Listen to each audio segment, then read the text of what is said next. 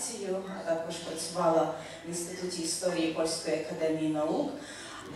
І потім Нью-Йорк. Нью-Йорк, в якому мешкає зараз, викладає в Туро коледжі єврейську історію. І кожен вже другий раз приїздить до Львова для того, щоб викладати на літній школі єврейська історія, спадщина у Центрі міської історії.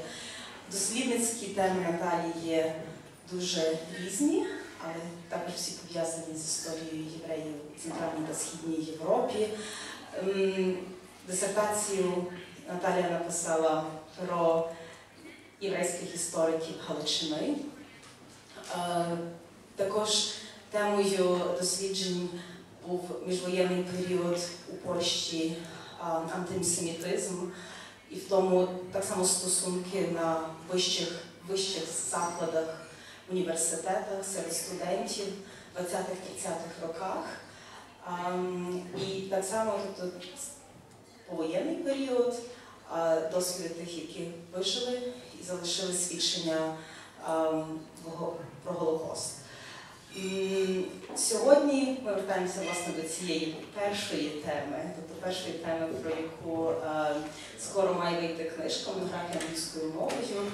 І дуже дякуємо, що професор Наталія Алексюн згодилася поділитися своїм дослідженням і повернути на сьогоднішній вечір, і сподіваюся, не тільки, але й довше ім'я Майєра Балабана для тих, хто чує вперше, але так само для тих, хто вже щось знає, сподіваюся, дізнається більше. Прошу вітати професор Наталія Алексюн.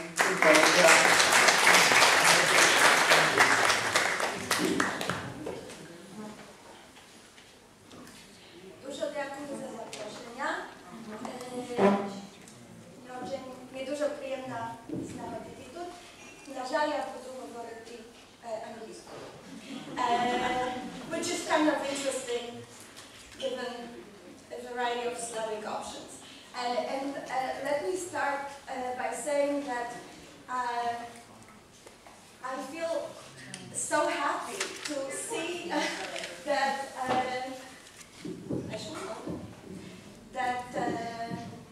so many of you chose to spend a beautiful afternoon listening and talking about Jewish historians and Jewish historiography, and making it really relevant for me to talk about him because of your presence. I think I will stand.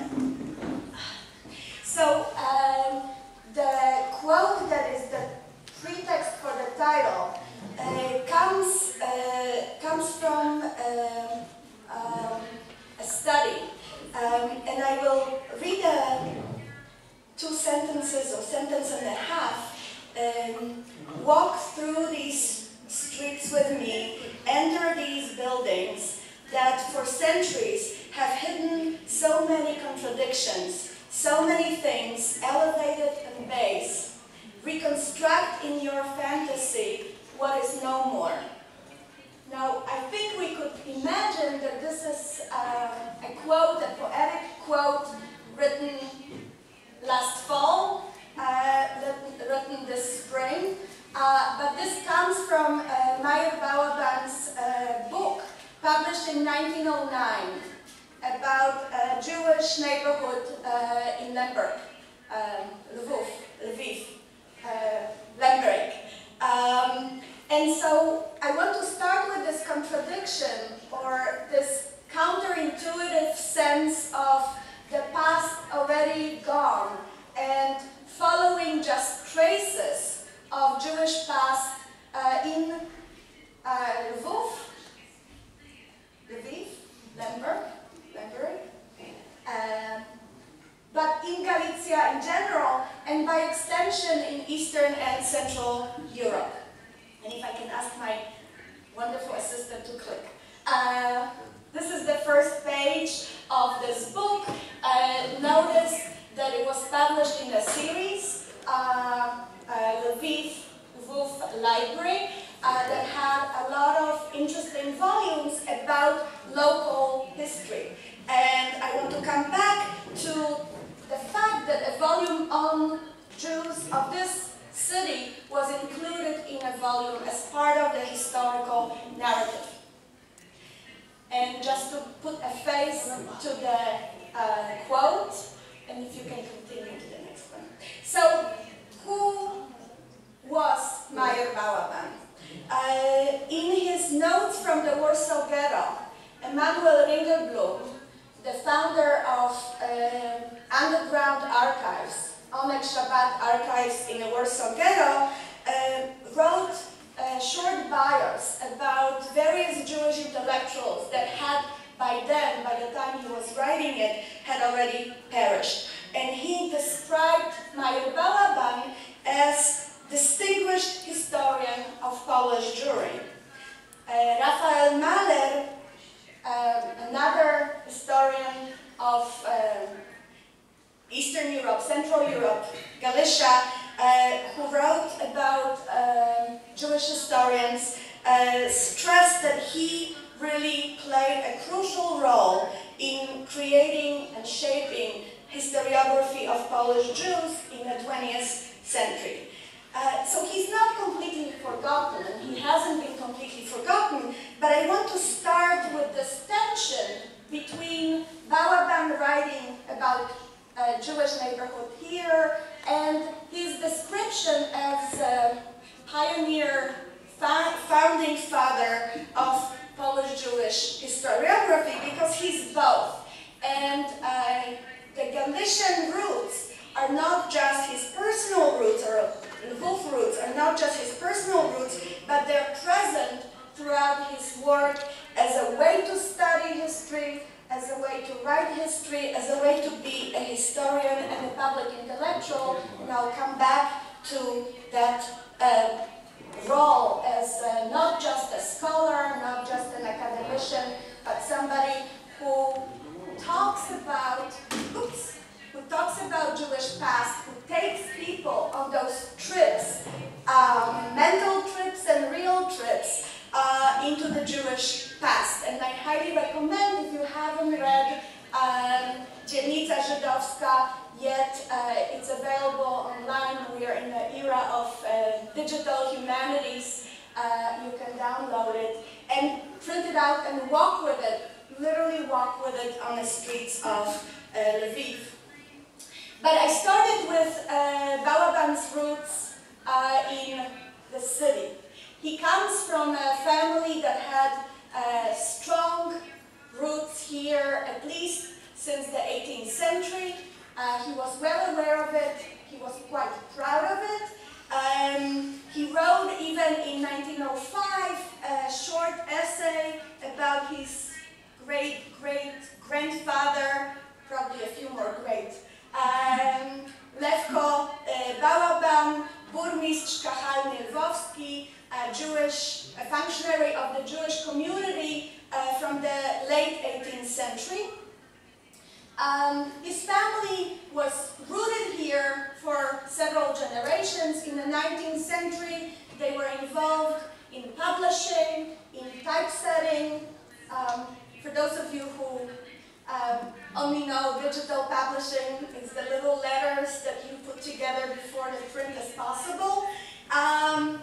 And they were also merchants, but they were not one of the financial elite. They were middle class, but not very wealthy. And it affected actually Balaban's path into academia as well. So the family lived on Furmańska Street, which is where I was living over the last 3 weeks by a strange fate. On Furmańska Street until 1892, Alexander Susman Balaban, his father, was a merchant. His mother came from a family that was seeking secular education as autodidact. So there is this kind of Galician Jewish pattern right there.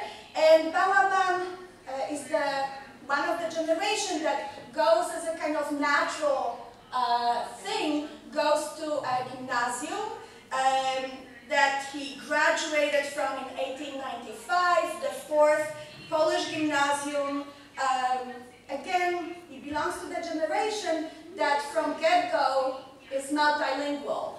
He speaks Yiddish, he has Polish in his secular education outside of home, but he also receives traditional Jewish education with some afternoon classes and private study.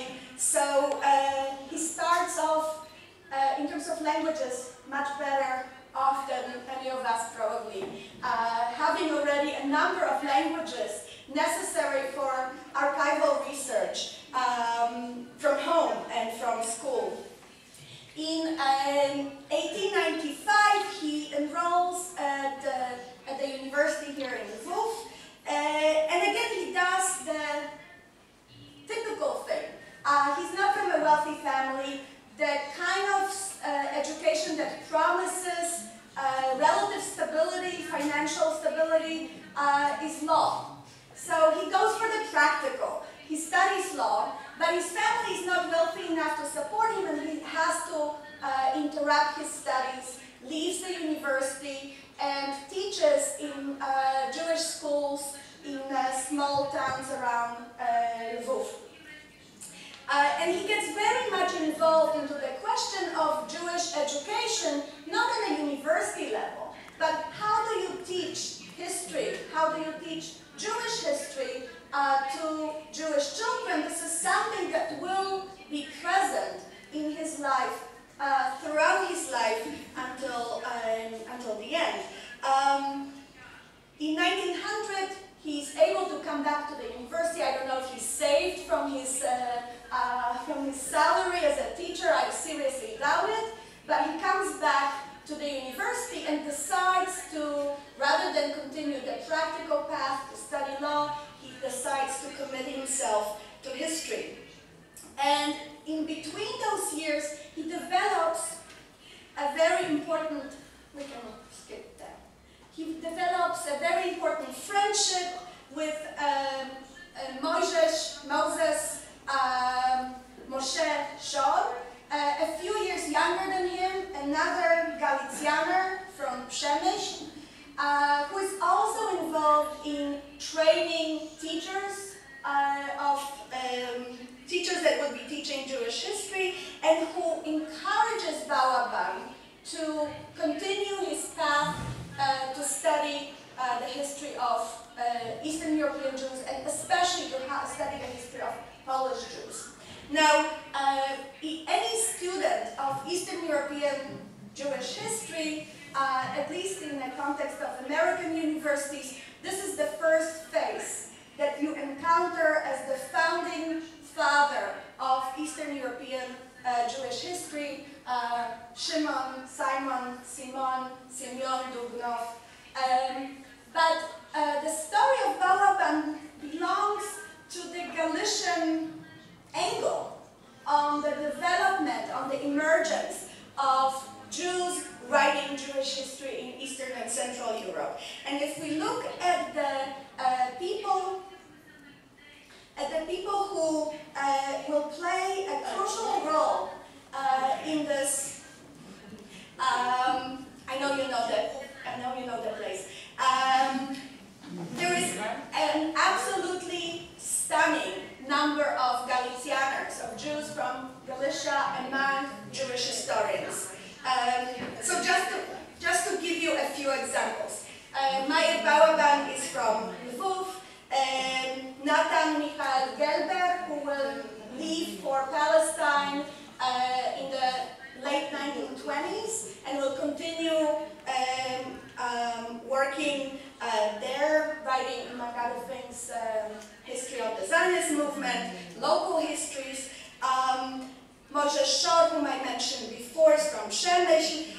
Ignacy Itzhak Schipper comes from Przemyśl as well. From Tarnów. Salo Baron is also from Tarnów. Philip Friedman is from Lviv.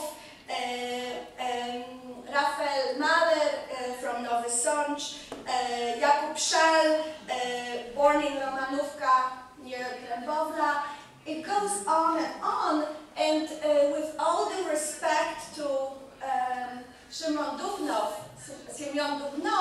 one kind of needs to ask what was in the water, what was going on in Galicia at the turn of 19th century to have so many young men become interested in studying, in researching, in publishing on Jewish history, and not just Jewish history, but on Eastern European, Central European Jewish history.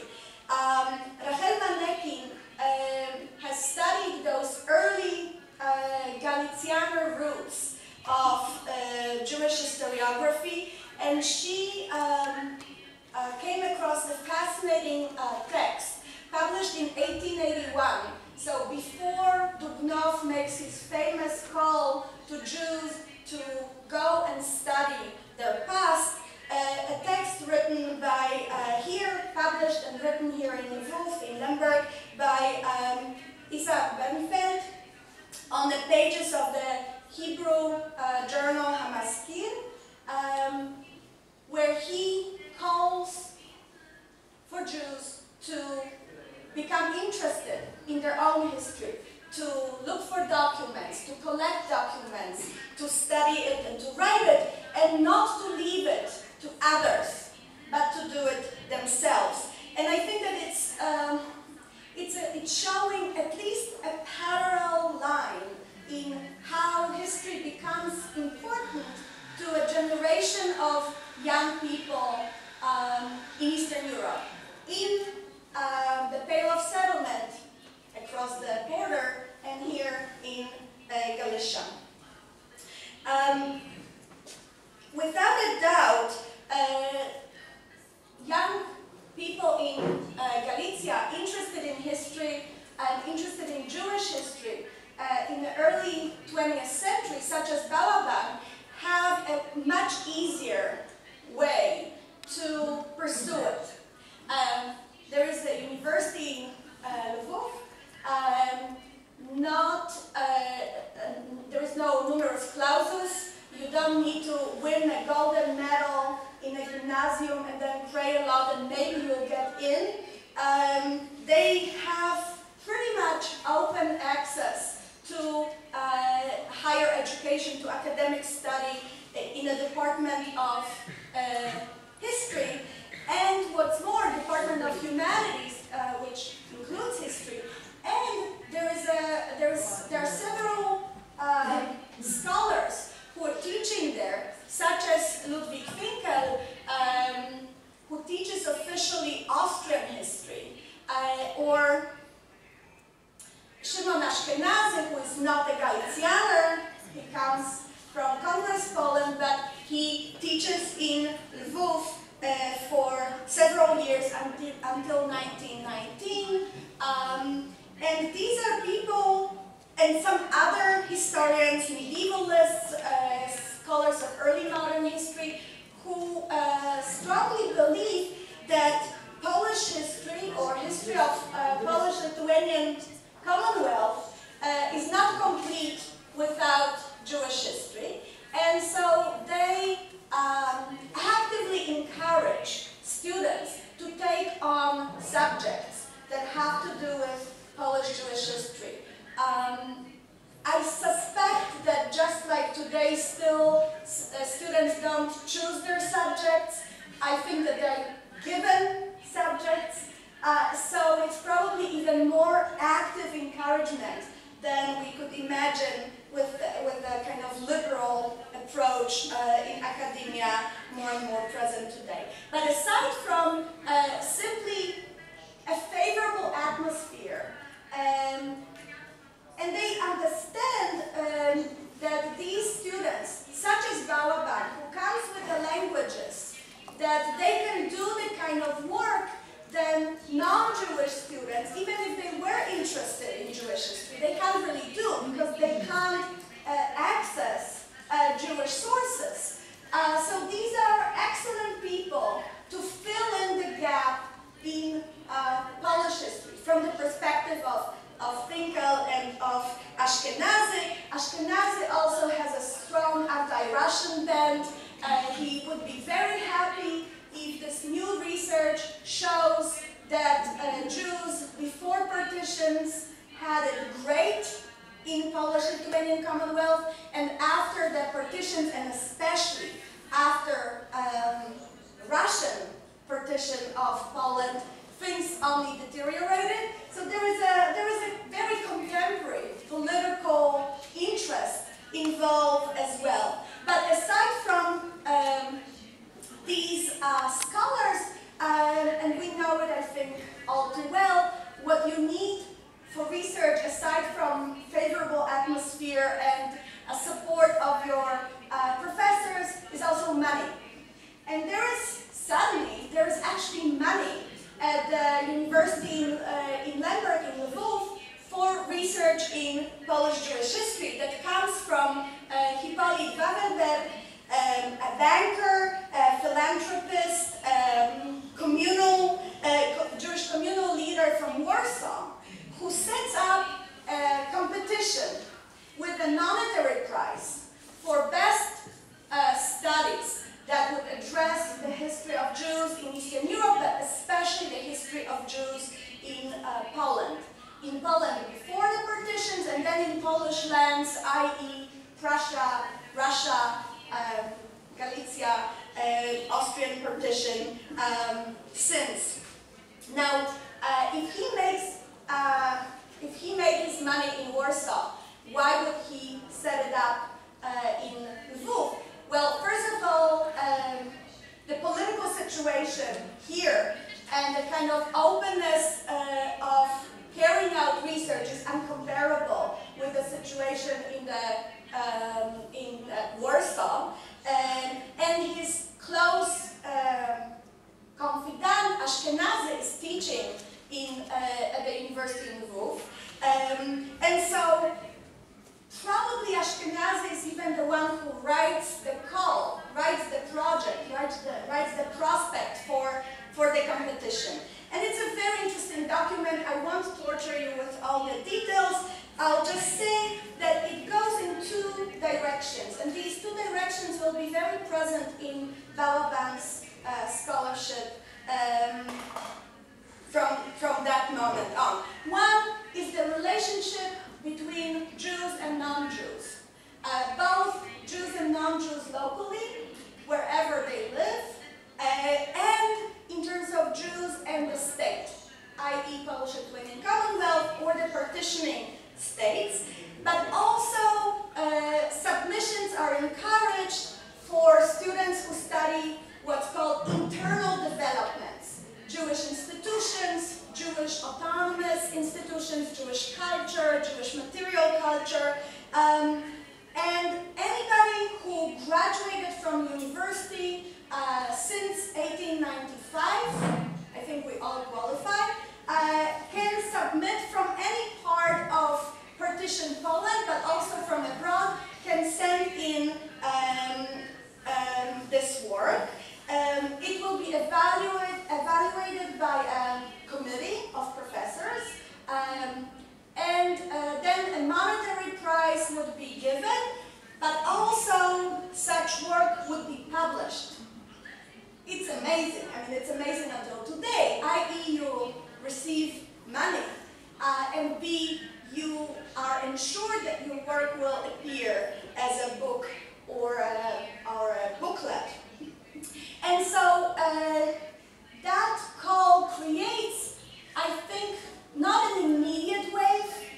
2 years or so pass since the first prize is actually given, but it creates an uncomparable situation for the development of the field. Now, not everybody thinks that it's perfect, not that anything is. Israelita, a Polish language Jewish journal published in Warsaw, complains that not a single member of the judging committee can read Hebrew. And so this is by definition going to be a kind of assimilationist history rather than national Jewish historiography. And that this Polish band and showing to the Polish reading public the wonderful past of Jews in Poland, that it's making it a little bit too much for the future scholarship. Nevertheless, in 1903, Mojżesz Szor receives the first prize for his study of the Jews in his hometown in Przemyśl until the end of 18th century. And 1906, Balaban submits his doctoral dissertation that he had defended 2 years earlier on the Jews in history of Jews in Lviv at the turn of 16th and 17th century. And then there are a few other people winning the prize. Yitzhak Schipper is probably the most important for the study of Jewish history in Central and Eastern Europe. Now, the support of the teachers doesn't end with the prize. We know that Finkel, for example, makes sure that Balaban receives a scholarship to go abroad, to go to the archives, and he can go and study in the archives in Posen, in Radzin, in Berlin, and in Vienna. Again, it takes money to do research. He's not wealthy from home. This is what makes it possible to continue research after he's graduated. Although he will, until later, basically support himself as a teacher. Now, the story of Balaban's work, but also this milieu of Galicianer Jewish historians that I mentioned before, is a story of national Jewish scholarship. I'm not entirely sure until today that I have a good answer why this entire group is pretty much all consisting of Zionists. They're not all the same. Ringelblum, Emanuel Ringelblum, Mahler, Friedman, well, especially Ringelblum and Mahler are much more to the left than Shor and Balaban, but they come out of the experience of a generation of Jews in Galicia that come of age in the 1890s and who rejected the idea of integration. Integration understood as assimilation and becoming Polish. Now, this is not to say that they don't feel a connection to Polish culture. They all are fluent in Polish culture and not just in Polish language, but in Polish literature and Polish history. This is, without a doubt, a strong influence on them. And many texts that we have, and we have just fragments to piece together this collective biography, some of them decide to become historians under the influence of their Polish teachers of history in gymnasia. This was the case of Schipper, for example. So they bring, and Balaban among them, they bring that Zionist interest combined with influence of Polish culture and Polish historiography. They come, for the most part, from traditional backgrounds, so they bring in that background into their work.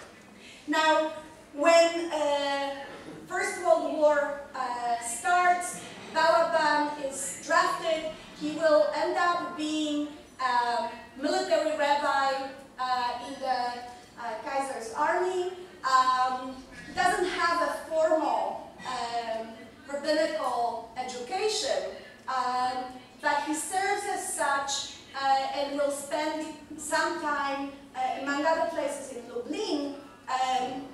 And then, when the war is over, he will continue briefly teaching in schools, to be called to Warsaw in 1920 and he will become involved with Tachtermoni, a new school out and open in Warsaw for rabbis. And I'll come back to this in a minute.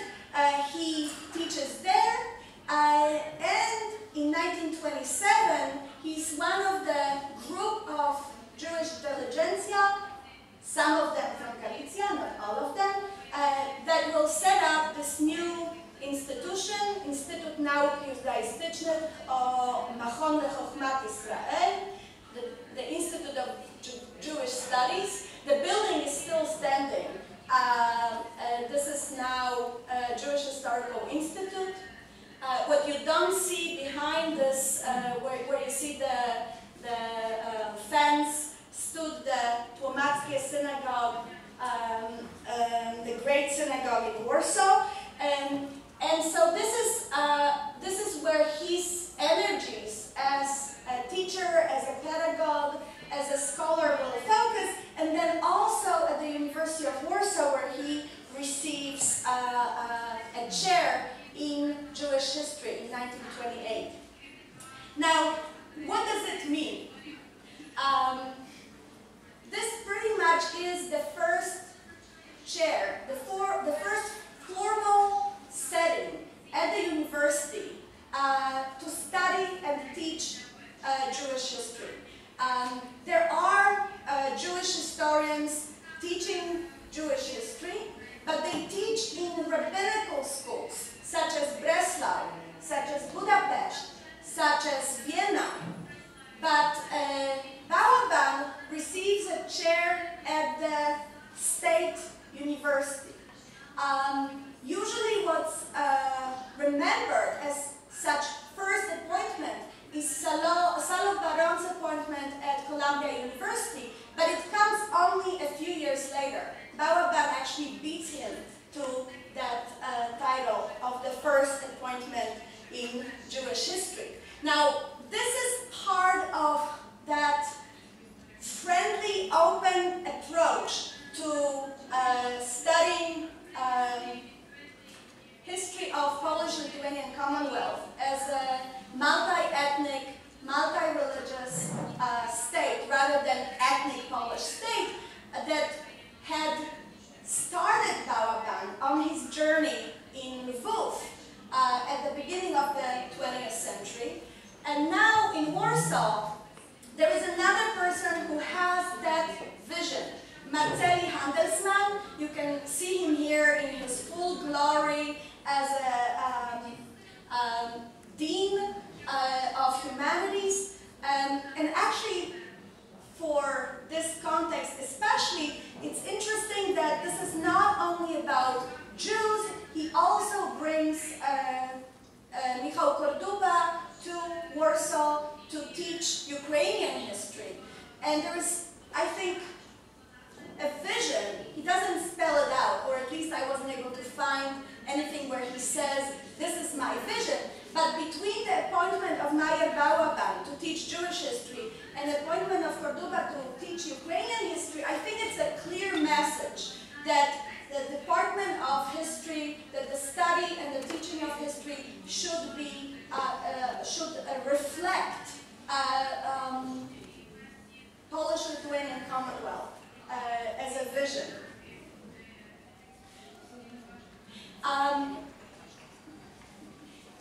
Balaban has, as a professor at Warsaw University, with a chair, with an appointment, this is already a message about the field of Jewish history, of Polish Jewish history, or of Eastern European Jewish history, as part of historical field, not just at in a Polish context, but internationally. And here you see men who are sitting at the table is slightly too small for all of them, but these are participants in a Jewish session, or sessions that were devoted to Jewish history at the International Congress of Jewish Studies, of Historical Studies, I'm sorry, it's a Freudian slip, of Historical Studies that met in Warsaw in 1933, and with the assistance of handelsman, Jewish historians were able to be represented as a subsection, and you have some of the names here. Balaban is sitting third from your right with a white beard.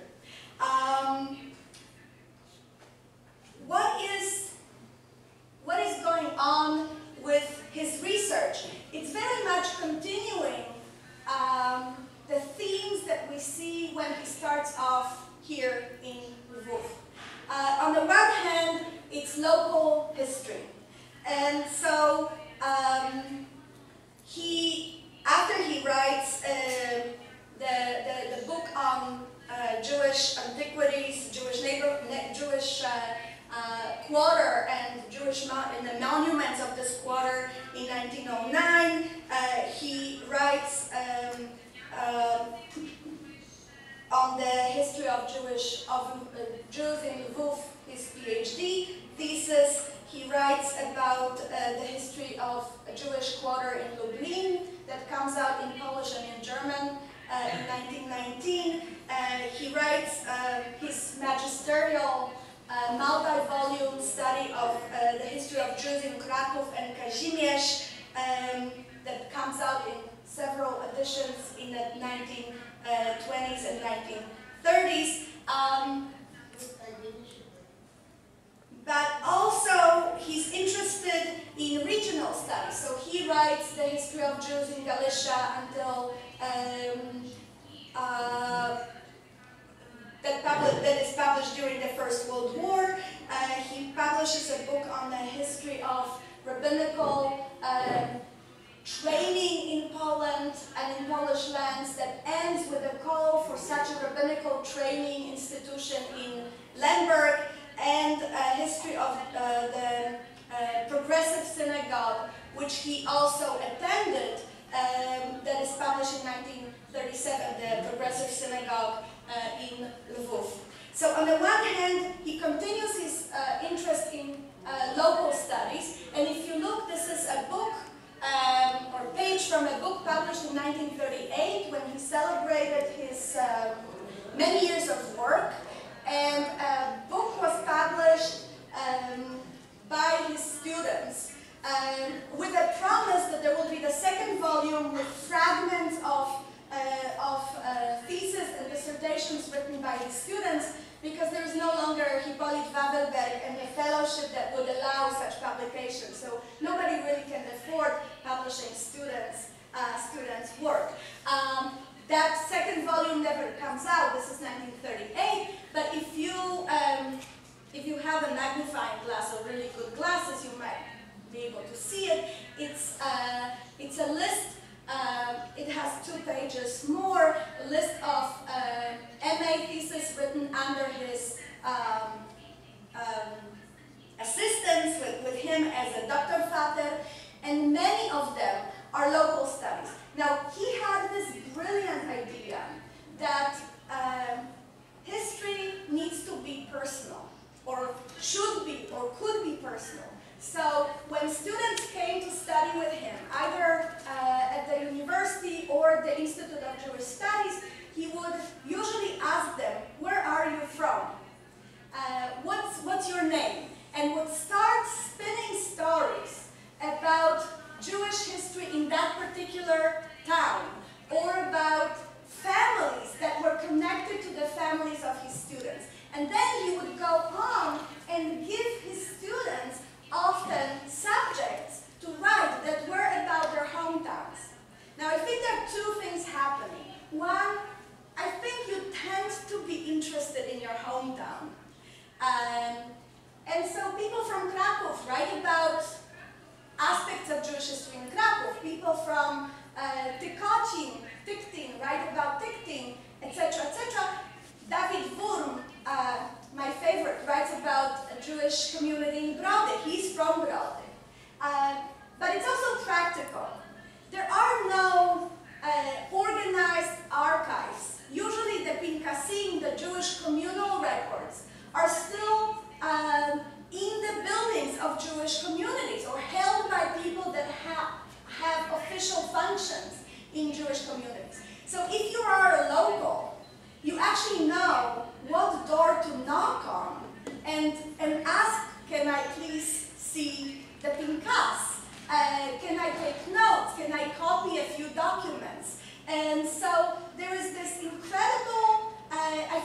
insight into how local history can be written, both from the point of view of personal interest of a student and from the point of view of access to material. And all these students, because they're trained at the academic institution, they're expected to do what for Balaban's generation, he was a pioneer, but since it became the way it's done, which is use Jewish and non-Jewish sources, to go to the archives in your town, to check Polish sources and to check Jewish sources, to look at everything. And so Wurm is one lucky student of Balaban's who was able to publish his work, but his family was wealthy and was actually sponsored by the Jewish community in Brody. That's how his work comes out. Another aspect of work, both for Balaban and for his students, was Jewish material culture. Balaban is interested, and you can see it from his work on Lviv, in material culture, in cemeteries, in daily life objects, and he is long obsessed with making Jewish communities aware of the importance of those objects and making sure that they take good care of them. And so we have already in 1920s, he writes about the fact that this or that ritual object in a synagogue is a historical piece. It goes back to 16th century, 17th century, and the community needs to understand that it's responsible for keeping it for the future, for keeping it safe. And so it's social history, it's cultural history, it's family history. Maybe not the most analytical writing, but it's the writing that is interesting for people to read, and not just for scholars, but also for popular audience. And this is where I come back to public intellectual. Balaban had an appointment, was a professor, but he was always involved in public initiatives. He believed that historian is not just a scholar, that he's responsible as an intellectual, as a teacher, as a role model, as a leader. And so he teaches at Tahtemoni, which the idea is that these future rabbis would have both secular and religious education. Again, this is revolutionary in the context of Eastern Europe. He's responsible for the secular studies, which involve very heavy dose of history, and some of his students of Jewish history, and some of his students will actually continue and come to university and receive university degrees after they study at Tahtemoni. He's a very vital member of Bnei Brit, of the organization, Jewish voluntary organization involved with education, cultural activities, assistance, political representation of Jews. He preaches, and apparently he was a wonderful speaker. He preaches occasionally at the Progressive Synagogue when he's in Lviv, and then at the Nozik Synagogue, which is connected to Mizrahi Zionist, religious Zionist movement in Warsaw, and he publishes in the Jewish press. And again, if one tries to collect everything he published, it's kind of depressing. It seems like the guy is writing all the time, hundreds of articles. Of course, they repeat themselves, and sometimes a series in a newspaper, a serialized article becomes a basis of a book. And so, for example, in Fila, in a Jewish daily here in Lviv, he publishes a series in the 20s titled Wczorajszego Lwowa, about the Lviv of the past, which actually discusses events in Jewish history in the city, streets, personalities. It's a wonderful essay for everybody to read. He sets up, or is among the founders of two journals that at least mean to have a popular, broad appeal, not just among Jews, but also among the non-Jewish readers.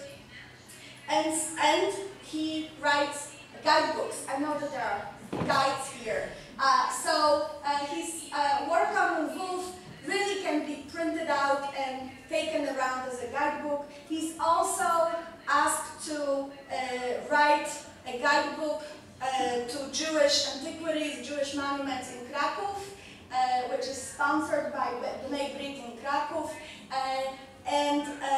Speaking about legacy, this guidebook in Krakow, of Jewish Krakow and Kazimierz, is actually still used as part of the Jewish festival in Krakow. There are tours that follow the path that is described or has been studied and described by Balaban. He decides to stay in Warsaw in September 1939, is on the first list of Judenrat, Jewish council members that is drafted, is responsible for the archive of the Judenrat, so kind of stays in his field.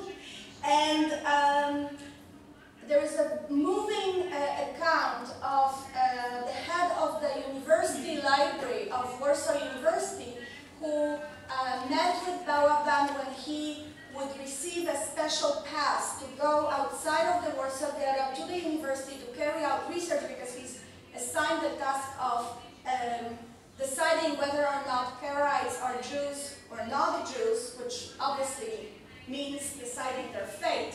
And so he comes to the university, and the staff of the university library gives him a sandwich and an apple, and he's emancipated and said he eats half of the apple and the sandwich and takes the other half for his wife, who's hungry in a ghetto.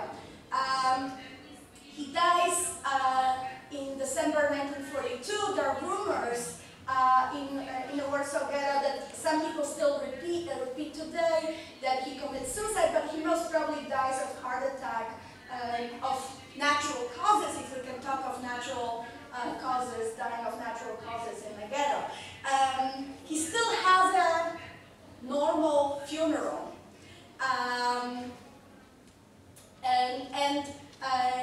Itzhak Schipper, who also won't survive the Holocaust, he will die in Majdanek, but Schipper gives a hesped, gives a farewell speech to Balaban, stating that now that Polish Jews are gone, their historian is also dead, and that there is a sad parallel in this death. But if we are to talk about Balaban's legacy, one is the study of Jewish Lviv. And a fellow Lemberger, Philip Friedman, who was not his student, Friedman studied in Vienna, but they met, they read one another. Friedman, who survived Janowska, survived in hiding in Lviv, and after the war becomes the director of the Jewish Historical Committee that is operating first in Lublin, then moves to Łódź, and then to Warsaw. His first publication, as you can see, Łódź 1945, is the destruction of Lviv Jews. So in a way, it's this kind of closing chapter of the work that Balaban started, or that Balaban did in the early 20th century. There is more to Balaban's legacy. In Lviv itself, although there could be more, there is a competition for MA and doctoral dissertations at the Jewish Historical Institute in Warsaw, named after Майєр Балабан, I think quite tellingly, aside from local memory here in Lviv. His work is now more and more translated. The volumes on the history of Jews in Krakow and Kazimierz came out in Hebrew in 2003. And so, hopefully, there's a new monograph by Maria Dold in German, because ironically, with a lot of research on Eastern European Jewish history being done outside of Eastern Europe, a lot of Balaban's publications, a lot of which are in Polish, became inaccessible to readers, to scholars, and also to popular readers. But I think that his legacy, in a kind of subterranean way, is still present, and it's, aside from Eastern European, Central European legacy of Jewish scholarship, it's certainly a Galician heritage of, or tradition of academic study of the Jewish past. Thank you very much.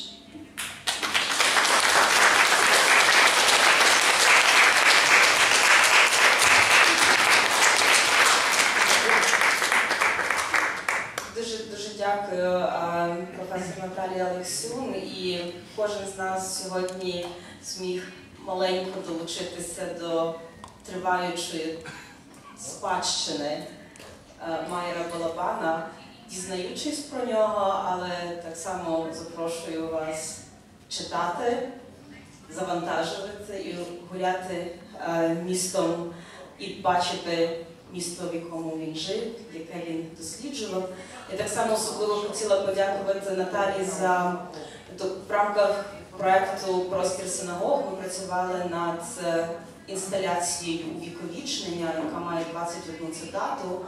І одною з цитат, яка була запропонована, згодом була відібрана разом з членами єврейської спільноти у Львові, була власне цитата, яка починалася «Пройдися зі мною». І вона з'явиться у Львові, і це так само ще одне таке невелике повернення, за яке тобі особливо дякую, коли ти запропонувала власне цей текст. Відкриваємо питання, коментарі і відповіді. Разом з Володією спробуємо. Піднімайте руку, кажіть, хто ви. І ваші питання та коментарі. Руки – це верхні кінцівки ваші. Дорогі друзі, давайте прокидатися. Ну, а поки немає питань з залу, поки ми прокидаємося тут, в мене питання, яке я ставив приблизно таке саме, яке я ставив вчора Йоханану Петровському Штерну, про Львів. Ми сьогодні побачили Львів, якого не знали до цього. Львів такий справді відкритий, в якому відкривалися єврейські студії, в якому могло бути і було можливо багато чого. І про Львів говорять як місто мультикультурне, про це говорю я своїм друзям. З іншого боку, мої друзі з інших міст кажуть, що Львів є містом антисемітським. Ви вже вдруге у нашому місті, і ви, зрештою, експерт з Галичини. Скажіть нам, ми мультикультурні чи антисемітські? Мультикультурні. I'm an optimist. Дякую. Рухаємося далі. Маємо руку. Дуже зручно. Ja голосно скажу. Proszę Panią, ponieważ jestem przewodnikiem, to mnie to strasznie interesuje. Pani wspomniała o ulicy Furmańskiej. Furmańskiej. Tak, Furmańskiej. Czy Pani zna dokładny numer? Nie, Gdzie on mieszka, gdzie on się... Nie, ale mogę sprawdzić. A jak Pani sprawdza? A jak mi Pani powie? Пані Наталя є на Фейсбуці, Наталія Алексюн. Tak. My się zaprzyjaźnimy, dobrze? Zaprzyjaźnimy się. Proszę się ze mną zaprzyjaźnić.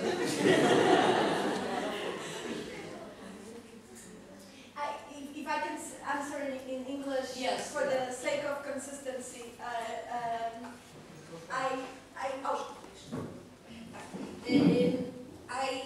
I think that it could be done the way that his tour of Kraków and Kazimierz came back to life. I think that this could really be done in Lviv, and it's probably done to some extent because, you know, it's єврейська and Zolota Rosa, etc., but it would be interesting to see what he picks, which houses he picks, and which houses are still there and which houses are no longer there, and incorporate his personal history into it, because he focuses on 17th, 18th, 19th century, but then he himself is kind of the next chapter. So I think it offers a very new way of looking at Lviv in this space, multicultural space, through his eyes, through the eyes of his work and through the eyes of his family history. Thank you. Софія. Я хотіла запитатися, як ти бачив свою аудиторію? I mean, what was his audience? To whom he thought it's important to write, whom he actually did not see as and also how was his approach to this inclusive version of Polish history, but also maybe present in Warsaw, 20s. So if you could elaborate on this. This is a great question, and I didn't ask Sofia ahead of time to ask that question.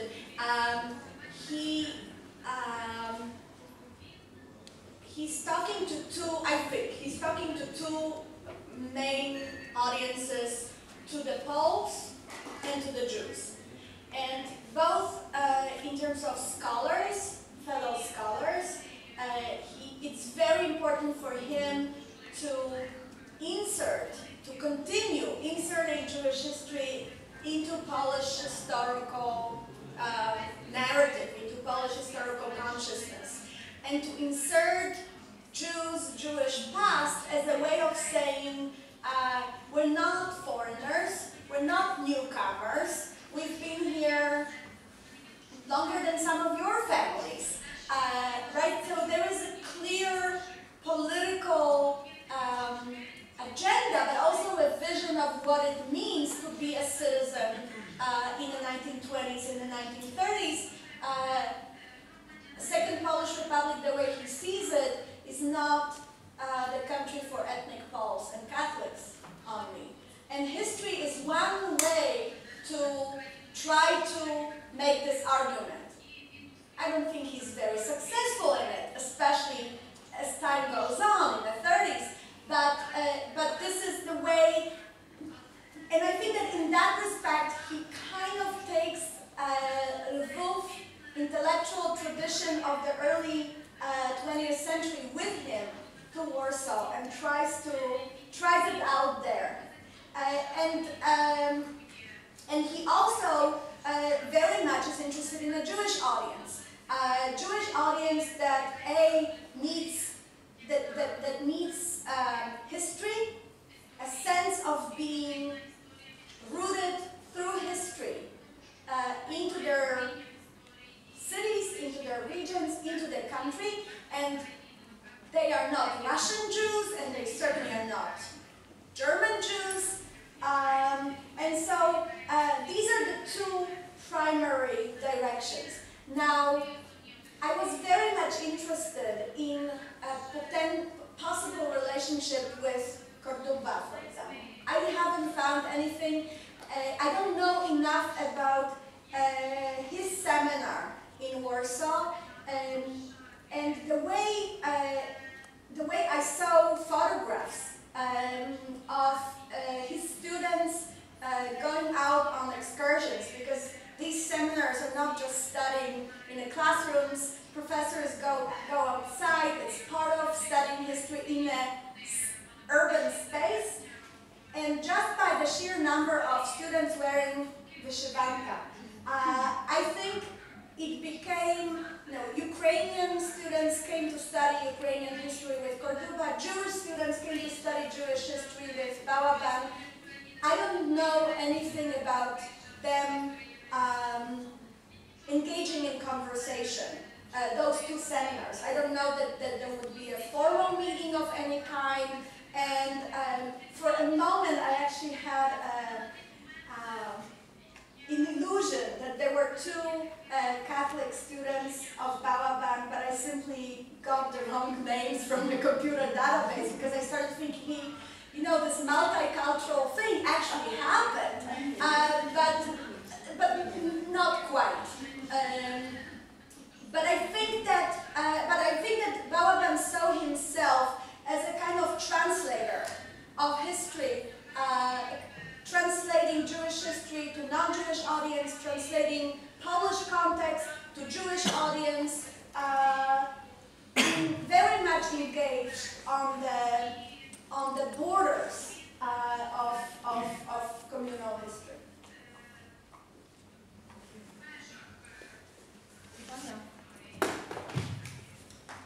Oh, yeah.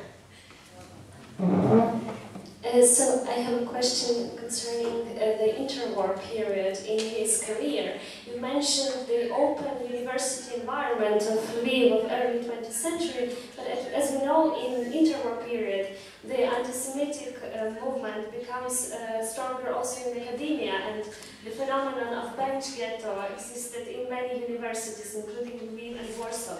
Do we know how these particular processes influenced the career of Майєр Балабан and his students, probably? Another wonderful question. So in one way, he's lucky. Warsaw University is not a very Jew-friendly university in the 30s. There are just in the way that it happens in Lviv and in Vilna, and slightly later in Krakow, there are separate seatings, there is violence at the university, there are the so-called days without Jews, where when Jewish students would be physically blocked from entering university space, and even though these are state universities, they are autonomous establishments, so theoretically at least police cannot enter unless it's asked to do so. Is there a child in there? Cell phone. That would be my first and real torture for the child. So in a way, he's lucky because history, Institute of History at the University of Warsaw is kind of one of those islands of more liberal atmosphere than in other places.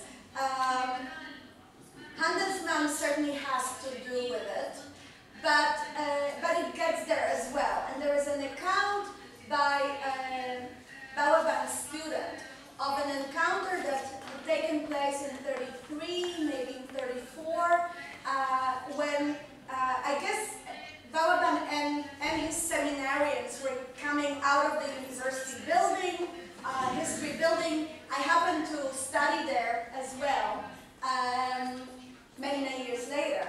And they were approached by hooligans, right-wing students, and theirs.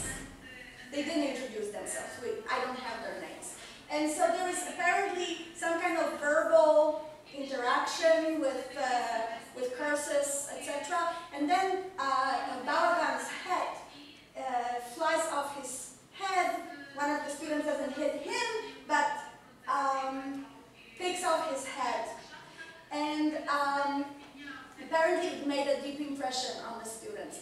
Maybe precisely because of this island, a relative island of liberal thinking that they were in, maybe because this is still a seminar in Jewish history at the Polish University, but there was apparently a discussion. They asked Balaban to say what he thinks about anti-Semitism. And Balaban, this is his student talking about it, so I don't have the exact quote in Balaban's hand, but Balaban says something like, well, it has always happened like this. There were ups and downs. Anti-Jewish feelings went up and then they went down, and we just continued. We just need to continue and wait until it's over. There is a student of his. I found the testimony of hers in Yad Vashem, who is so heartbroken and disillusioned by this event that she withdraws from the university, goes to study to become a nurse, and it's what will save her life because she was a nurse in a ghetto, and in a way working as a nurse became a strategy of survival for her. So it's complicated. I know it's a kind of answer that really says nothing, but it's complicated in a way that seminar is different from other places, from many other places, and you can study Jewish history. There's actually an application.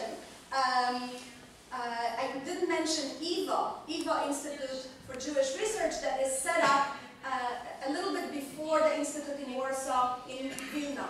And they create in the 30s, they're latecomers to this idea of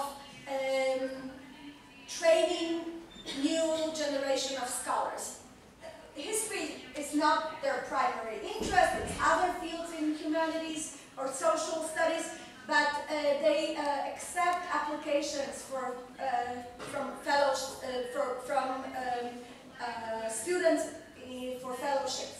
And one application that I saw, I was very interested not only in those that received those fellowships, but also those that were turned down.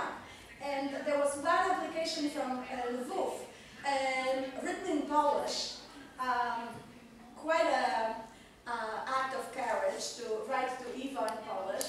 And the applicant says, I graduated from the University, Jan Kazimierz University in Lviv. I wanted to write about Jewish history, but my professor told me there is no way that the university is going to approve a topic in Jewish history. And then he makes a promise that he will work very hard and try to learn Yiddish. He can read Yiddish, but he can't really write in it yet. But I thought, what a tremendous change from the times when Balaban was here to the 30s, when this young man sees no future for himself as somebody interested in writing Jewish history in Eastern Europe in the university here.